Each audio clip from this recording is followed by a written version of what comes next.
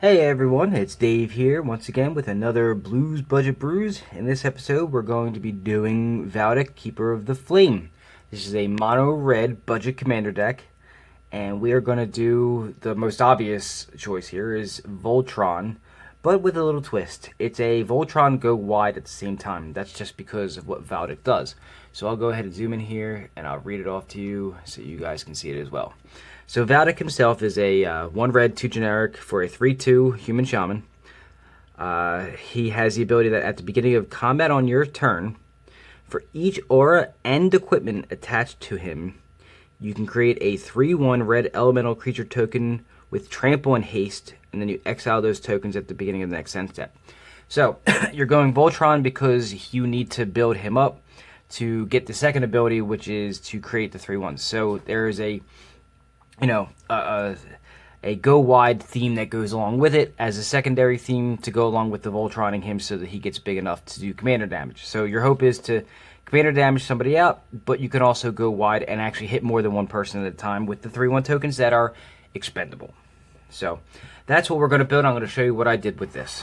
And again, this deck is another budget brew, meaning that it's not going to be more than $50. My hope is to get it under 40. So, like I always do, I'll start with the lands. Let me zoom out here so you guys can get the full view. Alright, so I start off with Castle Embereth. It comes into play tapped unless you control a mountain. It taps to add a red, and then for 2 red and 1 you can tap it, and creatures you control get +1/+0 until end of turn. That's actually pretty useful when it comes to Valduk because of all the tokens you're creating. So, I added that in there. Rogue's Pashes because, again, we're doing Voltron style, so you want to make your commander unblockable. And then a couple of cycling lands with Smoldering Crater, Forgotten Cave, and Desert of the Fervent, so you can get the land draws out. You're trying to thin your deck of land draws here. It's going to have a lot of basic mountains, so you want to kind of get as many of them out of your hands as possible so you can get to more things like equipment and enchants, auras, if you will. Evolving Wilds and Terramorphic Expanse goes in every one of them, so you can, again, thin your deck out. And then the rest is just mountains. Total of 35 lands, so go ahead and take a look at that if you will. Just remember, I always link a deck list at the bottom through MTG Goldfish, so go ahead. There's not a lot in Monoraid that you can do as far as thinning your deck out and having mana rocks. Mana rocks don't really help this deck much. You're actually trying to get the lands down, get to about 4 or 5 lands, and then you should be good from there. So you're trying to get through and get them out as fast as possible. So that goes with Renegade Map. It's 1 to cast. It comes into play tapped. You can tap it and sacrifice it, and you can get a basic land and put it in your hand. Same thing with Traveler's Amulet. It's 1 to cast, and it's a 1 sacrifice. It doesn't come into play tapped, so you can do it immediately, and then you go search for a basic land. So that's the only options I really had budget-wise to fit into this deck. There are some other options you could go with to make it less budget-friendly, but as far as that goes, I don't have Soul Ring upon Soul Ring to go ahead. And remember, these decks are for sale, so I don't want to... I need the Soul Ring for my own decks. You can upgrade this deck as you wish, specifically with a Soul Ring. So there's not a lot of creatures, as you can tell. This is the creature section of the deck. It's not a lot, but they all fit the theme. So we're going to start with Blood Aspirant. 1 red, 1 generic for a 1/1. It's a Satyr Berserker. Whenever you sacrifice a permanent, put a +1/+1 counter on Blood Aspirant. And for 1 red and 1 generic and tap it, sacrifice a creature or enchantment, and Blood Aspirant deals 1 damage to a creature, and that creature can't block this turn. So it's ways to use the tokens. Now, when the tokens go away, I don't think that you sacrifice them. I think they just go away, so that doesn't add to his ability. But this is one of the ways, and there are other ways in this deck, that you can sacrifice the tokens for additional bonuses. So that'll help with that. Up next, Crone Striker is 1 red, 1 generic for a 2/1 human warrior. When another creature enters the battlefield under your control, Crone Striker gets +1/+0 and trample. Again, all those tokens entering the battlefield bump him up too. Reckless Fireweaver, 1 red, 1 generic for a 1/3 human artificer. Whenever an artifact enters the battlefield under your control, it deals 1 damage to each opponent, and you'll see why that's in here in a minute. Hissing Iguanar, 1 red, 2 generic for a 3/1 lizard. Whenever another creature dies, You may have Hissing Iguanar deal 1 damage to target creature, or target player or planeswalker. It's more because you're going to be sacrificing a lot of the tokens, and there are more ways than I have in here to do it. But again, not on budget. Kazool's Toll Collector, 1 red, 2 generic for a 3/2 Ogre Warrior. For 0, you can attach target equipment you control to the collector, and you can activate this anytime you can play a sorcery. So if for some reason your commander is not out, you can use him to do the damage, and you'll see how many... There's a lot of equipments in here. Spellgorger Wizard, 1 red, 2 generic for a 2/2. And whenever you cast a non-creature spell, put a +1/+1 counter on Spellgorger Weird. He himself gets bigger and bigger because there's not a lot of creatures in here. Tianali's Summoner, 1 red, 1 generic for a 1/1 with Ascend. The reason why I put this in here is because of the Ascend. With the Ascend, with all the tokens you're able to create, plus all the equipment that most people don't take out because, I mean, they try to go creature removal, you'll have Ascend pretty quickly. Whenever he attacks, or she, looks like a she, don't know. Anyway, whenever it attacks, you may pay a red and X, and then if you do, create X 1/1 red elemental creature tokens that are tapped and attacking, and at the beginning of the next end step, exile those tokens unless you have the City's Blessing. So if you get the City's Blessing, you keep the tokens. So unlike the ones that Valduk creates, you actually get to keep those. Assuming they live through combat, by the way, since they're only 1/1s, but there's ways to pump them. Next one is Lavakin Brawler, 1 red, 3 generic for a 2/4 elemental warrior. Whenever it attacks, it gets +1/+0 and 10 to turn for each elemental you control, just so you're aware.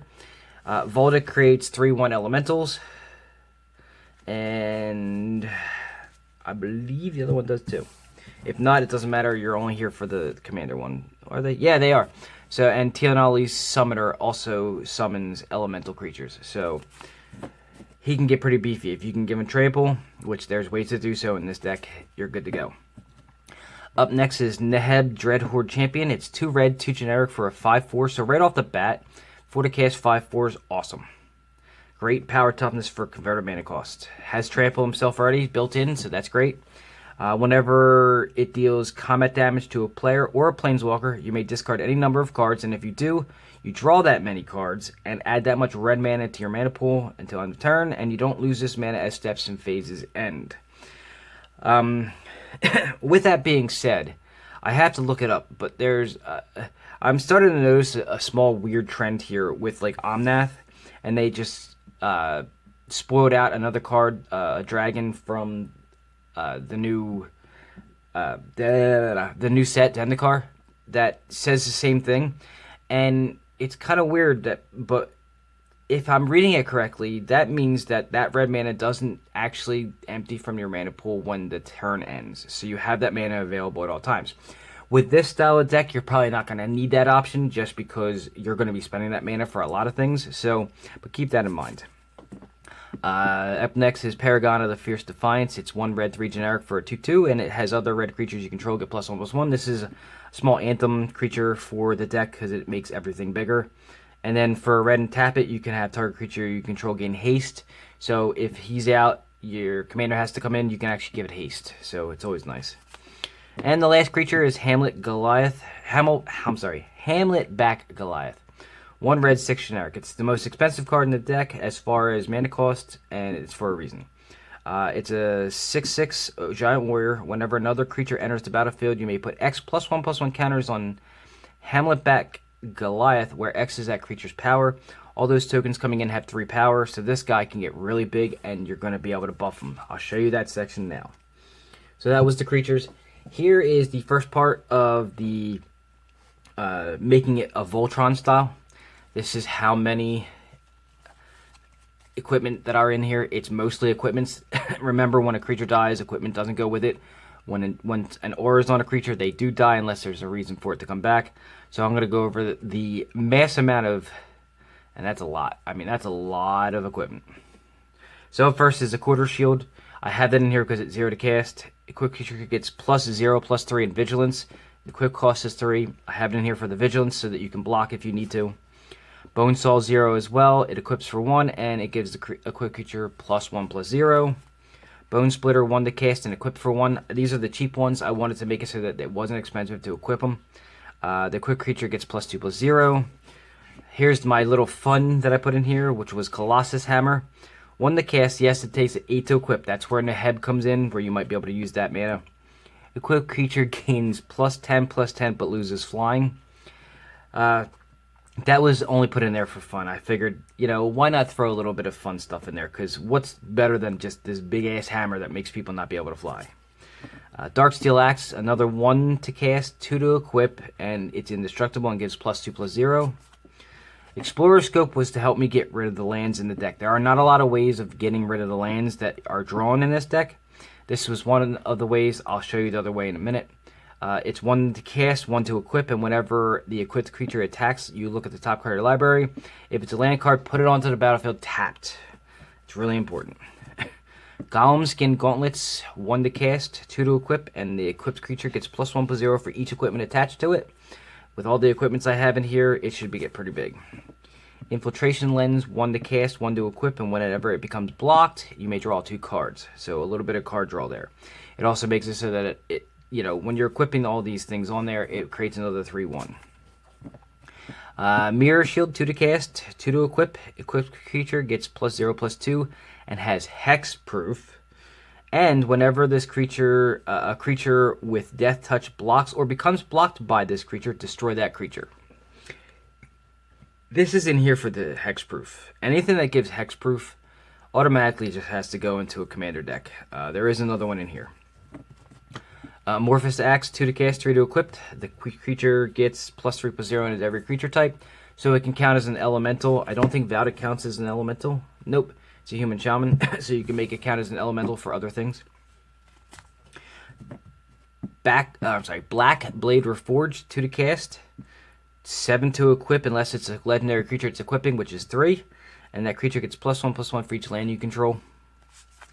Inquisitor's Flail, 2 to cast, 2 to equip. The creature gets, when it deals combat damage, double that damage instead, and then also it takes double damage if it takes damage as well. Another hexproof adder, it's Mask of Avacyn. I put this in every budget deck because it's the most budget-friendly, gives hexproof, but I'm actually thinking that may have changed now that Mirror Shield is out, so I have to take a look at that. And Mirror Shield is, I think, the same cost. Mirror Shield is 2 and 2. It's actually cheaper to equip. So, Mirror Shield may take over for Mask of Avacyn. But it's 2 to cast, 3 to equip, gives +1/+2, and gives it the creature hexproof. Ogre's Cleaver is 2 to cast, 5 to equip, and gives the creature +5/+0. Ring of Valkus, the equipped creature gets haste. It's 2 to cast, and 1 to equip. And at the beginning of your upkeep, you can put a +1/+1 counter on the creature if it's red, and all the creatures in here are red. Angelic Armaments, 3 to cast, 4 to equip, gives the creature +2/+2 flying, and is an angel in addition to its other types. This is just to help give it flying for evasion. Fire Shrieker, 3 to cast, 2 to equip, gives the creature double strike.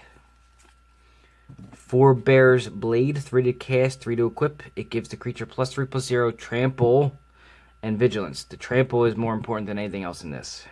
Whenever equipped creature dies, attach Forebear's Blade to target creature you control. So if whoever it's attached to dies, you can put it on somebody for free. Haunted Cloak, 3 to cast, 1 to equip. Gives the creature vigilance, trample, and haste. Again, more trample. I need trample for this. Loxodon Warhammer, 3 to cast, 3 to equip. The creature gets +3/+0 trample, and whenever this creature deals damage, gain that much life. So that's another important thing, the life gain. Pen and Blade is 3 to cast, 4 to equip, and it gives the creature +1/+1 for each creature you control.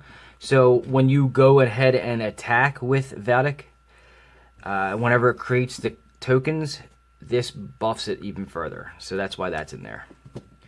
Stratuscythe, 3 to cast, 3 to equip. Imprint, whenever Stratuscythe enters the battlefield, you can search your library for a land card and exile it, and then shuffle your library. And the equipped creature gets +1/+1 for each land on the battlefield that's the same name as that exiled card. You're seeing a theme here. There's about 25, I think it is, 25 mountains in here. You're trying to get a lot of them out of the way, because once you're at 5 or 6, you should be good, except for, you know, if you get Hamlet back in your hand. It gets rid of one so that your draw isn't a land. And when it is a land and you play it, it buffs your creature with that in play. Trepanation Blade is 3 to cast, 2 to equip. Whenever equipped creature attacks defending player, reveals cards from the top of his or her library until he or she reveals a land card. If the creature gets +1/+0 at the end of turn for each card revealed this way, and that player puts the revealed cards into his or her graveyard.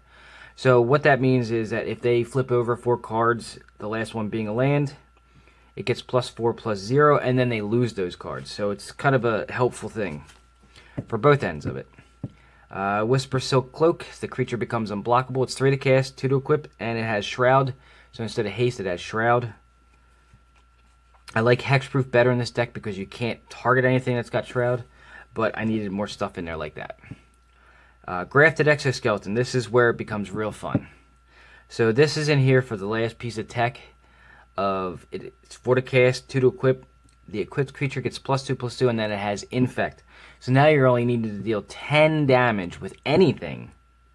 And there's a couple creatures here that can get pretty big. You can even equip it to one of the... Oh no, you can't actually equip it to the tokens. So you can't equip it to the tokens, but you can equip it to anything else that's starting to get bigger because of the way the rest of the deck works. And you only need 10 poison counters. However, whenever it becomes unattached from a permanent, you have to sacrifice that permanent. That kind of goes hand in hand with other things that, you know, when you sacrifice things, but, you know, that's neither here nor there. So those are the equipments. The second part of that is the auras, the enchantments that go on the creatures. Up first, Bravado. 1 red, 1 generic. The enchanted creature gets +1/+1 for each other creature you control. It goes hand in hand with the Pennon Blade. Frenzied Rage, 1 red, 1 generic, and it says enchanted creature gets +2/+1. It has Menace, so more evasion.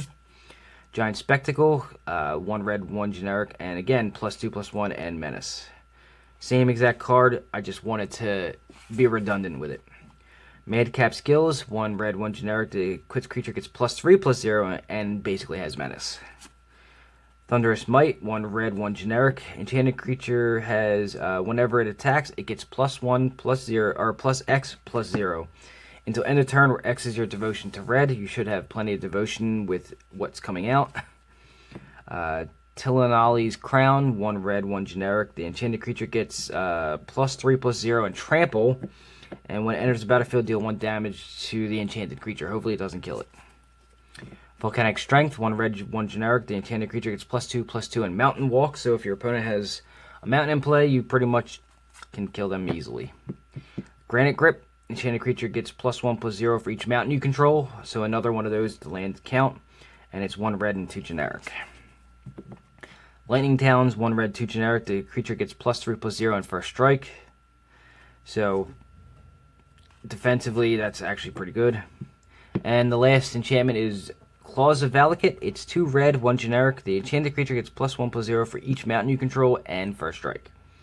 So those are the enchantment side of the Voltroning. So plenty of stuff to make either Valduk bigger or one of your other creatures bigger, and you even have Infect to kind of go a different route. So this section here is Cardroll. It's very specific Cardroll. Red has a way of doing it, and it fits very well into this deck.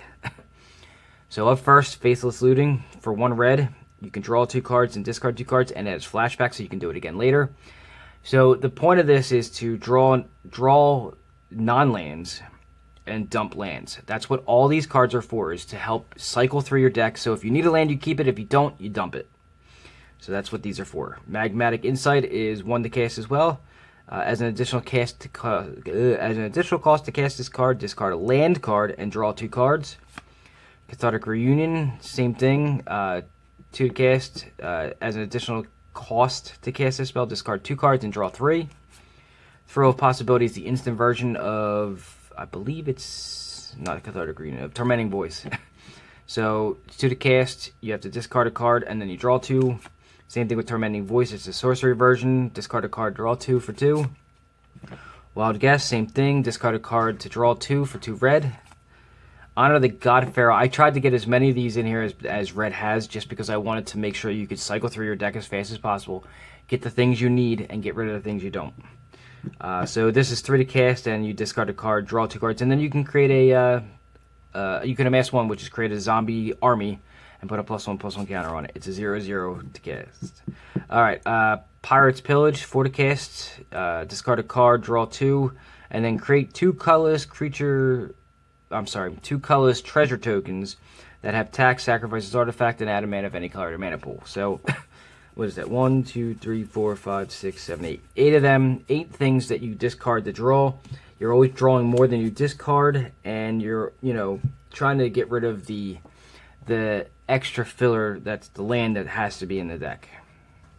So this is my section for utility and defense. So by force is a red and X, destroy X target artifacts. Red doesn't have a lot of ways to defend itself as far as destroying things, but it does do artifacts. Street Spasm is 1 red and X with an overload of 2 red and double X, so this is where Neheb comes in. Street Spasm deals X damage to target creature without flying you don't control, and if you overload it, it's all creatures you don't control take X damage. This is one of the ways that you're going to sacrifice your creatures. So you pay 2, it comes into play, it's an artifact that stays out. You can pay, tap it, sacrifice a creature, and put a charge counter on it. And then you can pay 1 and sacrifice culling dies to draw a card for each charge counter on it. There is another card that actually has you can just sacrifice a creature to put a charge counter on it, and I think you can create, I think it's a 2/2 colorless golem creature. I don't have it, and it's more expensive than the deck needs. That's a good upgrade you can put into this deck if you purchase it. Massive Raid, 2 red and 1, and it's an instant that deals damage to target creature or player equal to the number of creatures you control. Hopefully you've amassed an army to do that with. Another way to sacrifice the creatures, the tokens that are created, is makeshift munitions. The upgrade to this is expensive monetarily.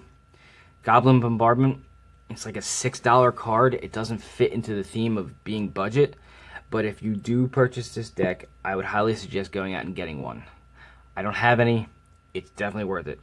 But makeshift munitions is 1 red, 1 generic enchantment, and you can pay 1, sacrifice an artifact or a creature, and it deals 1 damage to target creature or player. It's a good way to get rid of the extra fodder you have and do more damage.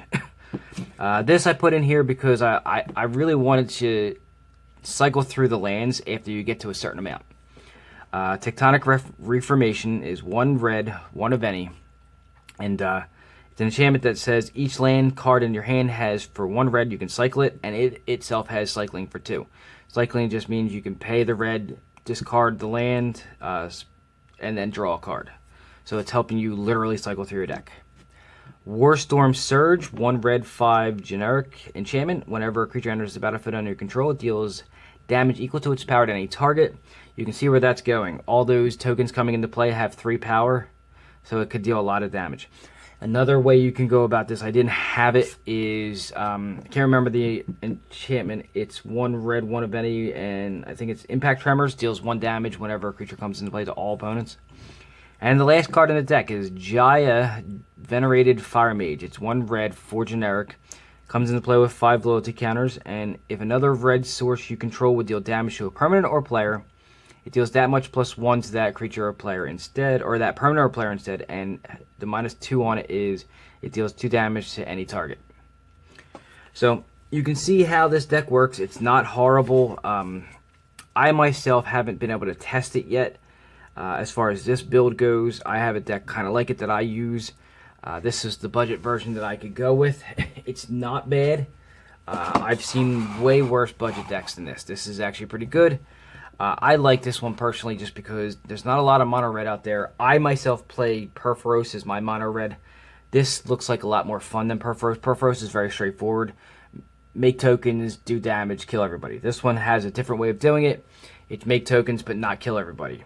It's kill everybody with the commander. So anyway, that's my my Blues Budget Brews Valduk, Keeper of the Flame. This deck is, as the other budget brew decks are, for sale. If you want to go ahead and look at purchasing this or some parts of it, go ahead and contact me on the Facebook page. It's Blue Bears Games on Facebook. Send me a message here. However you need to get a hold of me, go ahead.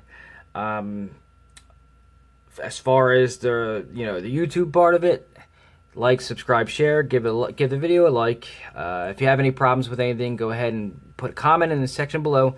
Go to the Facebook page again and send me a message directly. If you have any suggestions or have anything that you want me to do, please go ahead. I take suggestions or recommendations for different builds and different videos all the time. So go ahead and do so, however you want to.